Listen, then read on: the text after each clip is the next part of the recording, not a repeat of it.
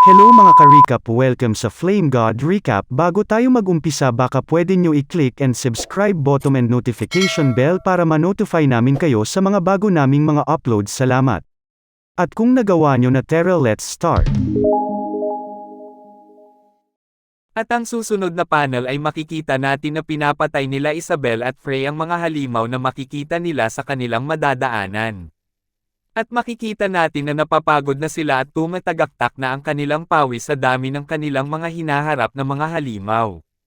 Ang kabundukan ng Espanya ay karapat-dapat sa kanyang katanyagan, kakapasok pa lang natin at bumubuhos na ang malalakas na mga halimaw, sambit ni Isabel na medyo napapagod na. Ngayon naiintindihan ko na kung bakit mo ako dinala dito, marami akong matututunan sa pamamagitan lamang ng pagsasanay dito sa loob ng isang buwan, sabi ulit ni Isabel habang hinihingal ito sa pagpatay sa mga halimaw na umaatake sa kanila. Hindi iyon ang dahilan, alam mo ba? Pupunta ba ako dito para lang doon? Sagot ni Frey sa sinabi ni Isabel kanina. Then bakit? Tanong naman ni Isabel. Pupunta tayo sa dungeon ni Schweitzer, tugon naman ni Frey. Sa dungeon ni Schweitzer, gulat naman na tanong ni Isabel. Ang dungeon na nilikha ng dakilang sage na si Schweitzer. Tanong ulit ni Isabel kay Frey. Isa itong dungeon na napapabalitang magbibigay sa iyo ng lakas para pamunuan ang mundo kapag nahanap mo na ito, hindi ba ito ay isang alamat lamang dahil hindi tayo sigurado kung ito ay tunay na umiiral? Tuloy-tuloy na tanong ni Isabel kay Frey na hindi na umimik. Pagkilala sa kanyang pagkatao, ang dungeon ay malamang na hindi isang kuweba o kung ano paman, sambit ni Frey habang naglalakad sila papasok ng kabundukan. Alam ang ano? Tanong naman ni Isabel sa sarili nito kung ano ang sinasabi ni Frey. At makikita natin na naalala ni Frey ang panahon na kasama pa niya si Schweitzer bilang Lucas at sinabi nito sa kanya kung saan ang lokasyon ng kanyang dungeon. Ang bundok na tumatagos sa ulap, sa tuktok nito mayroong isang magandang lawa, at sa lawa na iyon, mayroong isang maliit na isla, hihintayin kita dyan, sambit ni Schweitzer kay Lucas. At napatingin naman si Frey sa tuktok ng isang bundok. Ang tuktok ay marahil ang tuktok ng bundok na tinatawag na Drake Mountain, ang lawa sa taas ay tiyak na isang volcanogenic lake, sabi ni Frey sa isipan nito habang tinitignan ang napakataas na bundok. Hindi kalabisan kung tawagin na itong alamat dahil ito ay isang lubhang mapanganib na lugar, at dapat ay ikaw ay maging isang anim na bituin na salamangkero upang hamanin ito, tugon naman ni Frey kay Isabel sa daan na kanilang tatahakin para makarating sa dungeon ni Schweitzer. Anim na bituin. Gulat naman na tanong ni Isabel. Isang buwan ako ay magmamadali na makarating sa ika-anim na yugto sa oras na iyon, sabi naman ulit ni Frey. Isang buwan. Matino ka pa ba? Tanong ulit ni Isabel na gulat na gulat. Kahit gaano ka magpakahirap magsanay, aabutin ng ilang dosenang taon para maabot ang anim na bituin. Pasiga naman na sabi ni Isabel kay Frey. Dapat maghanap tayo ng tamang lugar para magsanay, tugon naman ni Frey. Dapat ka ring manatiling alerto at maghanap ng isang ligtas na lugar kung saan madali tayong makapag-concentrate ng mana, sabi ulit ni Frey kay Isabel. Nakikinig ka ba sa akin? Sigaw na sabi naman ni Isabel. At makikita natin sa susunod na panel ang isang umaga at nag-uumpisa na ulit sila Isabel na kumalaban ng mga halimaw sa kabundukan. At napalingon naman si Isabel kay Frey. Unti-unti na akong nasasanay na harapin ang mga halimaw sa rehiyon na ito, pero ano ang pinapanood mo ng husto, sabi ni Isabel sa nakatitig lang na si Frey. Nakita ko na, biglang sabi ni Frey. At makikita natin ang isang napakagandang talon at iyon pala ang kanina pa niya hinahanap. At namangha naman dito si Isabel nang makita niya ang talon. Anong tanawin? Sabi naman ni Isabel na namamangha pa din sa tanawin na nakita nila. At makikita natin na nagtungo sila Frey at Isabel sa talon at makikita natin ang isang madilim na kuweba na nakatago sa talon na iyon kaya nagcast si Frey ng magic na lightning para magkaroon ng liwanag sa kuweba na kanilang pinasok. Sa kuweba na iyon ay sina Frey at Isabel ay mananatili at magsasanay para sa susunod na buwan. Tinawag naman ni Frey si Isabel. Isabel, simula ngayong araw, ipapakita ko sa iyo ang paraan ng pagsasanay sa battling ni Cass Sajan na gusto mong malaman, sabi nito kay Isabel. Totoo ba yan? Masayang sabi ni Isabel kay Frey nang malaman niya na ipapakita na sa kanya ni Frey ang battling method na gusto niya makita. Binabalaan kita, ang dahilan kung bakit hindi ko sinabi sa iyo ng mas maaga ay dahil ito ay isang mapanganib na pamamaraan, babala naman ni Frey kay Isabel. Kung mali ang makopya mo nito, maaari ka ding mawala ng buhay, kaya naman ito ay obserbahan mo, babala ulit nito kay Isabel. At nagsimula nang mag-demonstrate ng battling si Frey sa harapan ni Isabel, at makikita natin ang mana na palapit sa direksyon ni Frey. At si Frey ay napaliligiran ng mana na umiikot sa kanyang katawan habang si Isabel naman ay maigi ang pag-obserba sa ginagawang pagsasanay ni Frey. Nag-a-absorb siya ng mana sa buong kabundukan ng Espanya, sabi ni Isabel habang nakamasid ito sa pagsasanay ni Frey. Nag-iipon ba siya ng mana hanggang sa limitasyon ng mana room sa kanyang tiyan? Tanong ni Isabel sa isipan nito. At makikita natin ang isang bilog ng mana na iniipon ni Frey sa kanyang pagsasanay at makikita natin na nagsasanay si Frey mula gabi hanggang abutin sila ng umaga. At makikita natin ang asul na bilog na mana kanina na inipon ni Frey ay naging kulay lila. At ang susunod na panel ay makikita si Isabel na naliligo ito sa tabi ng talon. At si Isabel ay naglalagay ng mga bato para sa palatandaan kung ilang araw na silang namamalagi sa kabundukan at makikita din natin na nakadalawang linggo na ang nakakalipas simula nang magpunta sila sa kabundukan ng Espanya. Si Frey ay hindi gumagalaw kahit 1 pulgada sa buong panahon. Kailan mo balak na ihinto ang pagsasanay sa nakakatakot na pamamaraan na iyon, sabi ni Isabel sa pag-aalala nito kay Frey dahil sa tagal na simula nang nag-umpisa si Frey sa kanyang pagsasanay. At bumalik na sa loob ng kuweba si Isabel at napatingin si Isabel kay Frey at napansin nito ang isang malaking bulk zone ng mana ang nasa katawan ni Frey. Ang materialization ng mana. Patunay na ang isa ay malapit ng maging 6 na bituin na salamangkero. Naabot niya ang yugtong iyon sa loob ng 1 buwan, hindi pala, sa loob lang ng 2 linggo. Hindi ka panipaniwala, hindi pa ko nakakita ang kakaibang bilis ng paglago, sabi ni Isabel na namangha ulit kay Frey sa bilis nito sa kanyang gustong makamit na bituin. Habang si Frey naman ay iniisip na mabagal pa ang kanyang paglago at kailangan pa niya mas bilisan at paghusayan ang kanyang pagsasanay habang si Isabel naman ay nakamasid lang at namamangha sa bilis ng proseso ng paglago ni Frey. At si Frey naman ay pataas ng pataas ang mana na lumalabas sa kanyang katawan. At lumipas na ang 3 linggo at makikita natin sina Frey at Isabel na sabay na nagsasanay at nag-iipon ng mana sa kanilang katawan at bigla na namang namilipit sa sakit si Isabel dahil sa pagpilit nito sa paggaya sa ginagawa ni Frey na pamamaraan. Ang balanse ay nagambala sa pamamagitan ng bahagyang paglipas ng konsentrasyon, sabi ni Isabel sa isipan nito habang pinupunasan ang mga dugo na naisuka niya sa kanyang labi. Ngunit kahit sarili kong bilis ng paglaki at mahirap paniwalaan, kaya ito ang paraan ng pagsasanay ni Cass Agent ang battling, isang napaka-matinding paraan ng pagsasanay. Lahat ba ng aming mga ninuno ay nagsagawa ng mabangis na pamamaraan na ito, sabi ulit ni Isabel na namamangha sa bilis ng pag-unlad ng pamamaraan ni Cass Agent. At biglang inamoy ni Isabel ang sarili nito. Masama na ba ang amoy ko? Tanong nito sa sarili niya. Sabay nagulat at napatingin ito sa barrier na ginawa ni Frey nung unang pagsasanay nila sa loob ng kuweba. At makikita na nababasag na ang barrier na ito kaya napatanong na lang si Isabel kung may nanghihimasok ba sa kanila at nabasag na nga ang harang na ginawa ni Frey.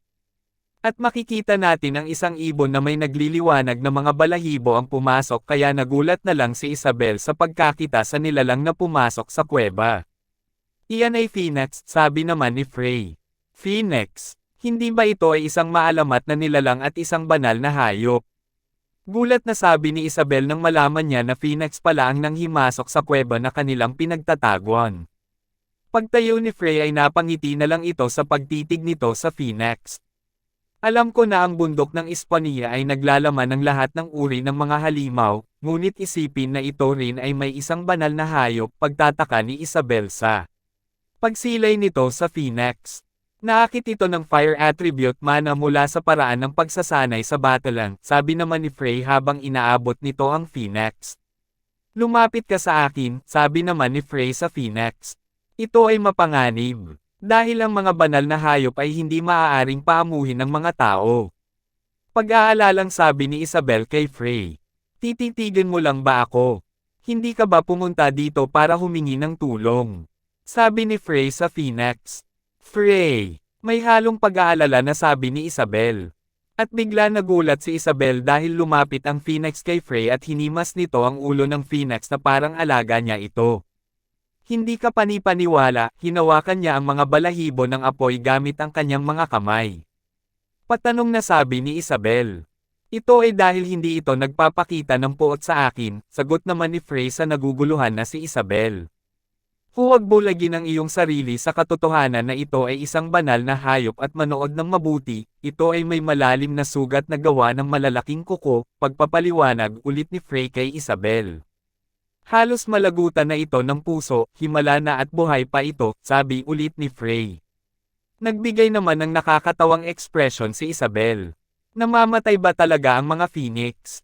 Kahit mga Phoenix sila. Tanong naman ni Isabel dahil sa kuyusidad nito sa sinabi ni Frey. Hindi lang sila napigilan ng kamatayan kumpara sa ibang nilalang, hindi ibig sabihin na sila ay immortal, sagot naman ni Frey. Isang bagay na maaaring magdulot ng gayong sugat sa isang banal na hayop, ano ang nakatago sa mga bundok na ito? Gulat na pagtatanong sa sarili ni Isabel. Parang lumaban ka sa napakaraming kalaban. Ayos lang, sabi ni Frey sa Phoenix. Matutulungan kita, sabi ulit ni Frey, at tinitigan ng mabuti ni Frey ang Phoenix. At bigla naging asul ang kulay ng mana na nakapaligid sa Phoenix habang huwak ito ni Frey. Ang Phonic ay kumikilos na parang isang maliit na sisiw. Sabi naman ni Isabel habang nakatingin ito sa Phoenix at kay Frey. Kaya inaalis mo ang bunga ng aking pagsasanay, nakikita ko. Sabi naman ni Frey habang hinihigop ng Phoenix ang mana na naipon ni Frey sa kanyang pagsasanay. Napatingin naman ang Phoenix kay Frey na parang nagrereklamo. Nagbibiro lang ako, stay still malapit na matapos. Sabi naman ni Frey, kaya kahit na maaari kang magsuot ng ganoong ekspresyon. Sabi sa isip ni Isabel habang nakatingin ito kila Frey. Hindi lang ang ekspresyon, patan pananalita mo ay nagbago. Sa ngayon, ibang-iba ka sa taong kilala ko. Naging mapayapa na rin ang hangin sa paligid. Sabi ulit ni Isabel sa isip nito. Uy, hindi ba maganda at maginaw ngayon? Huwag mong sabihin hindi mo gagawin dahil sa ulan. Tanong ni Frey sa Phoenix habang hawak niya ito. At mababalik tayo sa nakaraan kung saan naalala ni Frey ang sarili niya nung siya pa si Lucas Stroman. Ang dakilang Phoenix ay hindi hihina sa gayong kaunting ambon, tama ba? Tanong ni Lucas sa kasama nitong Phoenix. At parang sumasagot ang Phoenix sa lahat ng mga sinasabi ni Lucas sa kanya. O talaga? Taglay mo ang karakter, sagot naman ni Lucas sa Phoenix na parang naiintindihan niya ito. At lumipad sila Lucas at ang Phoenix at inaya ni Lucas ang Phoenix sa isang karera. Pagkatapos ay sumakay tayo sa tuktok ng bundok na iyon, ang talo ay dapat magutom sa tanghalian, deal. Sabi ni Lucas na nag-alok sa Phoenix ng karera nila. At mabalik na tayo sa present na si Frey. How nostalgic ang matagal ko ng kaibigan ay kumilos din ng tulad mo, sabi ni Frey sa pagkakaalala nito sa Phoenix na kaibigan nito nang siya pa si Lucas Stroman at mukhang naguluhan naman si Isabel sa sinabi ni Frey tungkol sa dating kaibigan nito. At unti-unti nang gumaling ang mga sugat ng Phoenix. Nabawi ba ng Phoenix ang kanyang kapangyarihan sa pagpapagaling sa pamamagitan ng pagbawi ng enerhiya nito? Tanong ni Isabel sa isipan nito habang nagbibigay ng magandang ngiti para sa Phoenix. At sumigaw naman ang Phoenix ng napakalakas pagkatapos nito gumaling ng husto kaya tinagkan nila Isabel at Frey ang tenga nila para mabawasan ang sakit sa kanilang pakiramdam dahil sa sigaw na narinig nila. Ito ay upang magpasalamat sa pagpapaalala sa akin ng ilang mga lumang alaala, mula ngayon piliin ang iyong mga kalaban ng matalino, sabi ni Frey sa Phoenix. At nagkatinginan ng Phoenix at si Frey at nagbigay ito ng ngiti sa Phoenix. At sabay pagaspas ng pakpak ng Phoenix palayo na kila Frey at Isabel. At nakikita natin si Frey na pinagmamasdan ng balahibo ng Phoenix na iniwan ito para kila Frey. Hindi na niya kailangan, sabi ni Frey dahil sa iniwan ng Phoenix. Isang balahibo ng Phoenix na maaari mong gamitin upang pagalingin ang mga pinsala o gumawa ng mga magic item, maaari din itong makuha sa napakataas na presyo, pagpapaliwanag ni Frey sa halaga ng balahibo na iniwan ng Phoenix para sa kanila. At pagkatapos ay bumalikan na si Frey ulit sa kanyang pagsasanay. Bagamat ito ay lubos na nag-aalala para sa ilang kadahilanan sa aking nainhin ang kanyang misteryosong anyo ay parang isang banal na Panginoon, sabi ni Isabel sa pagtitig nito sa nag-iinsayo na si Frey. Tunay na namumukod tangi kahit na siya ay kumikilos na parang isang walang galawang na tao. Ang malamig at matalas na ugali na pinapakita niya minsan, ang medyo ngunit banayad na tindig sa Phoenix, sabi ni Isabel tungkol sa napapansin nito kay Frey habang nakatitig ito sa nagsasanay na si Frey. Ang kanyang malawak na kaalaman sa kasaysayan, ang kanyang pananlita na nagpapakita ng isang tiyak na antas ng kapanahunan at karanasan, para na siya ay matandang sage ang lalim na pinapakita niya ay walang kapintasan tulad ng dakilang salamangkero, sabi ulit sa isipan ni Isabel. At biglang nakita ni Isabel ang katauhan ni Lucas Stroman habang nakatitig ito kay Frey. At napatitig ng mabuti si Isabel kay Frey. Again, may mga sandaling ganito kapag naaalala ko ang dakilang salamangkero na si Lucas Stroman kapag pinapanood ko siya, sabi ni Isabel na nagdududa na kung bakit palagi nito nang nakikita si Lucas Stroman sa katauhan ni Frey. Baka kasi ako, pagpigil ni Isabel sa sinasabi nito na baka may nararamdaman na ito kay Frey, kaya huminga ito ng malalim at nasabi ni Isabel na paghanga at paggalang sa kanya, at napatitig naman si Isabel sa mga labi ni Frey, at si Frey naman ay nagsasanay at dahan-dahan nitong binuksan ang kanyang mga mata at ito ay tumayo. Nagtagumpay talaga siya sa loob ng isang buwan, sabi sa isip ni Isabel. Congratulations para sa pagiging 6 na bituin. Pagbati naman ni Isabel kay Frey, at si Frey naman ay pinagmamasdan nito ang kanyang katawan kung pagkatapos nito makamit ang 6 na bituin. Ito ay talagang isang hindi kapani-paniwalang eksena, ang pinakabatang tao sa mundo na umabot sa 6 na bituin ay 35 lamang. Kung malaman ng mga tao na ang isang trainee ng akademya ay umabot ng 6 na bituin, ang mundo ay magugulo, mga salitang tumatakbo sa isipan ni Isabel dahil sa pag-abot ni Frey ng 6 na bituin sa pinakabatang taon. Ngayon nakakaipon na ako ng mana sa paghingalang, sabi ni Frey pagkatapos nito maabot ang 6 na bituin. Sabay biglang nakaramdam si Frey ng sakit sa kanyang katawan at ito ay biglang nalang babagsak, buti na lang at nasalo ni Isabel si Frey bago ito tumama sa sahig. Ang gulo ng katawan ko dahil lang sa isang linggo akong nagugutom, sabi naman ni Frey kay Isabel. Gusto mo ba ng beef jerky? Tanong naman ni Isabel. Hindi, manghuli tayo, kailangan kong kumuha ng mamantika na pagkain sa aking tiyan, sagot naman ni Frey kay Isabel. Magiging ayos ka ba? Tanong ulit ni Isabel. Sino sa tingin mo ang kausap mo? Pagyayabang naman na sagot ni Frey. At makikita natin ang napakaraming mga halimaw ang nakahandusay sa paligid. Kaya napatulala na lang si Isabel sa gulat dahil kalalabas pa lang nila pero naubos ang isang grupo ng mga halimaw. Anong nangyari dito? Pagtataka na tanong ni Isabel. Yung Phoenix Rascal na iyon, hindi nakakagulat na wala akong naramdamang halimaw habang ako ay nagmumuni-muni, sabi naman ni Frey. Mukhang sinusubukan niya tayong protektahan, sabi ni Isabel at napangiti naman ito sa ginawa ng Phoenix para sa kanila. Rascal, hindi mo dapat isinapuso iyon, sabi sa isipan nito habang iniisip ang Phoenix na tinulungan nila. Mukhang hindi na kailangan manghuli, punta tayo sa dungeon ni Schweitzer pagkatapos kumain, paanyaya ni Frey kay Isabel. At bigla nakarinig sila Frey at Isabel ng isang sigaw. Boses ng tao iyon, sabi ni Isabel kay Frey. Ito ay hindi malayo mula dito, sabi ni Frey.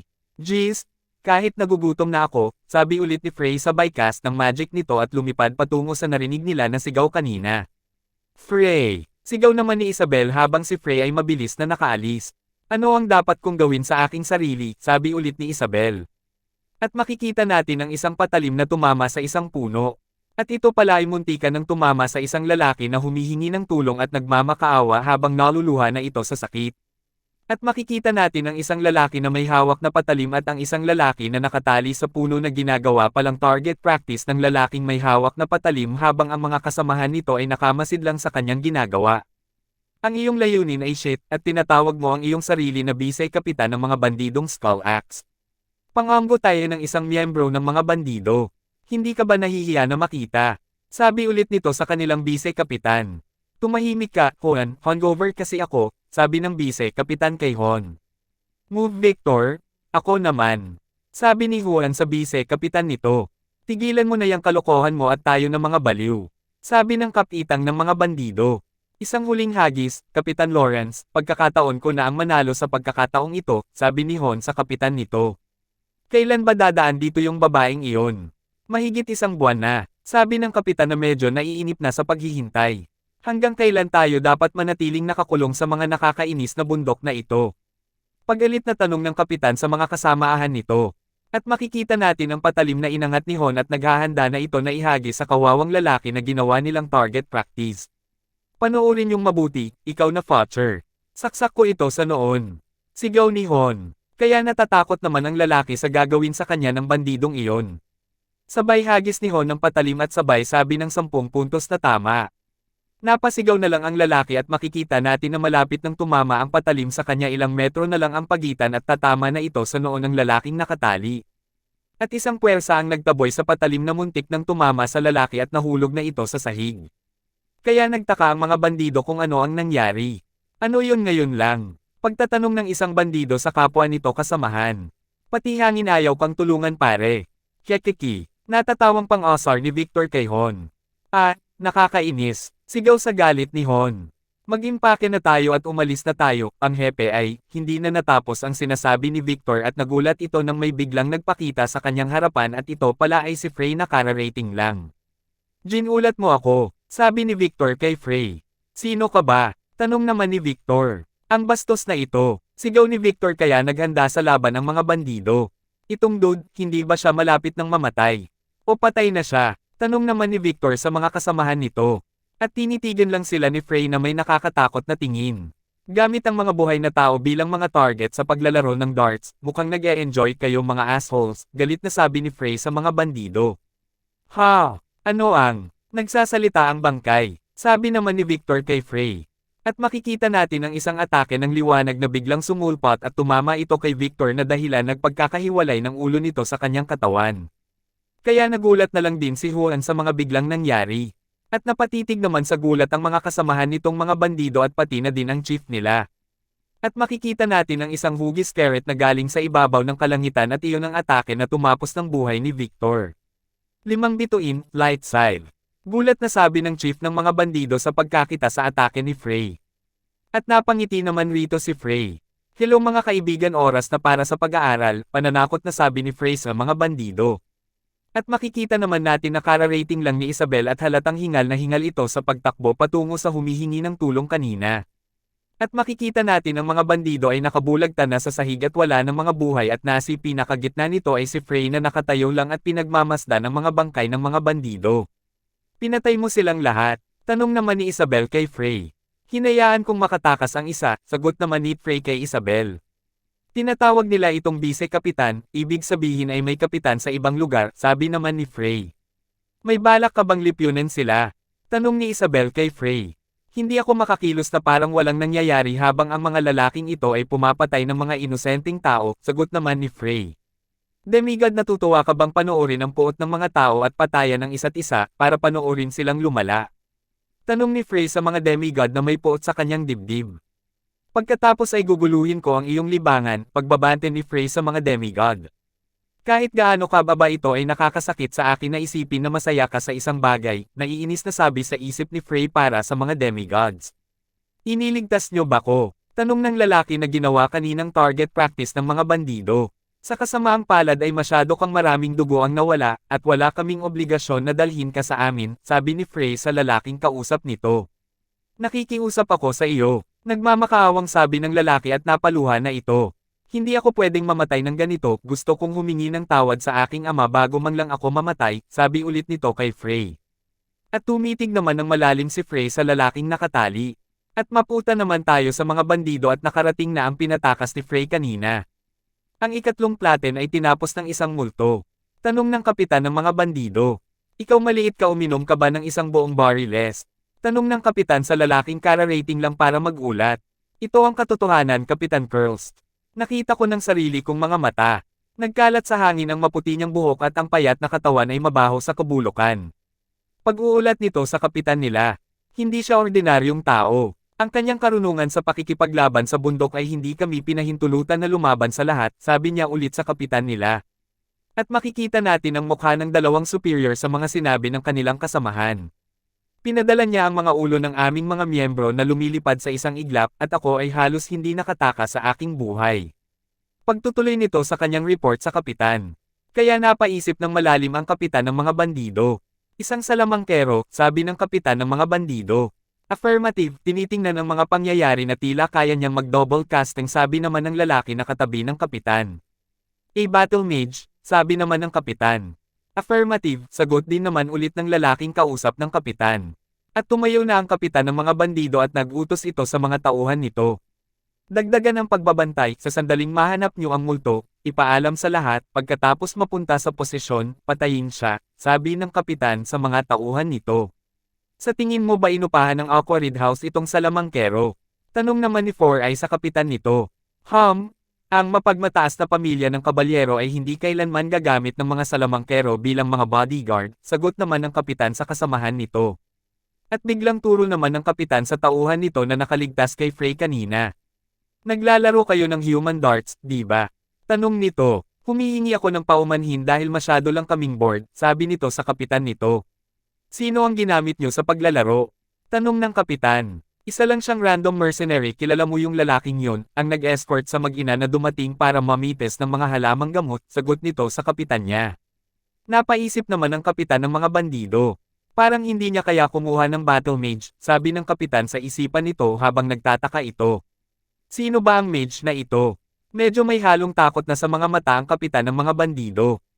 At makikita natin ang isang wasak na karwahe na nilusob ng mga bandido at makikita natin na napakaraming kabalyero ang nakabulagtan na sa sahig at wala ng buhay. Teka, wag mo akong tignan ng ganyan, nawawalan ako ng motivation, alam mo ba kung gaano kita katagal hinanap?